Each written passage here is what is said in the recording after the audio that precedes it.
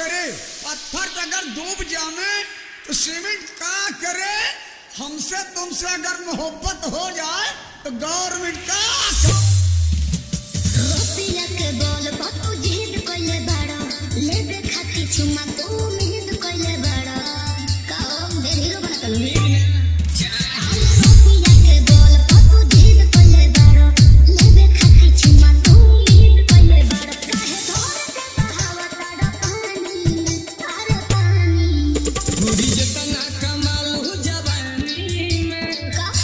मतलब और जे उतना बहा दिले पानी में अच्छा जतना कमाल हो जवानी में ओ जे उतना बहा दिले पानी में तो हम का करी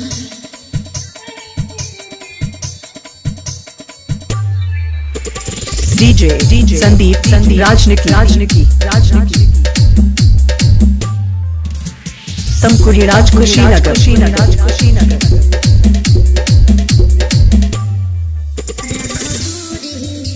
जरूरी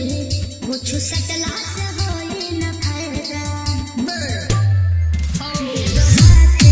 नोट दात में धराला के कौन बकायदा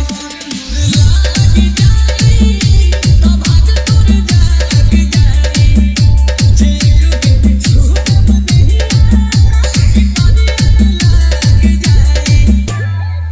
कुछ ज्यादा लगता फुटानी देखल ना होई बहू जवानी में रोजे उतना फुकाला फुटानी रानी जतना कमाल हो जवानी में रोजे उतना बहा दिले पानी में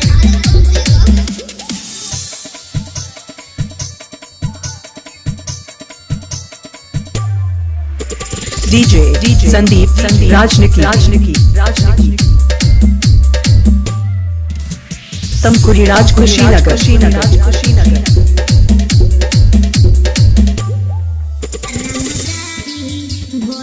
आंसू हमारा सोजा नहीं चलेगा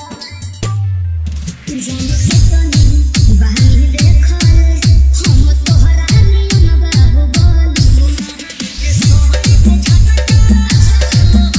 के कभी हो